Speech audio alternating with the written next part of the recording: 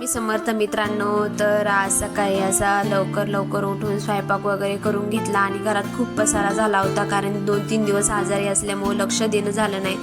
म्हणलं चला आज आवरून घेऊया. मग आज मी साधी बाजरीची भाकरी, वालाच्या शेंगा आणि वांग्याचं भरीत बनवलं होतं.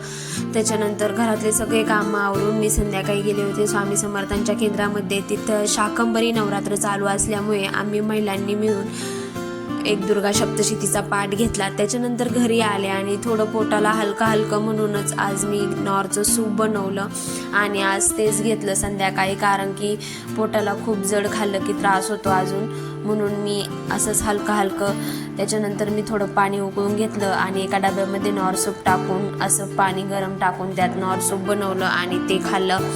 तर खूप छान लागलं. मित्रांनो, माझा व्हिडिओ कसा वाटला ते नक्की कळवा आणि भेटूया पुढच्या व्हिडिओमध्ये. धन्यवाद.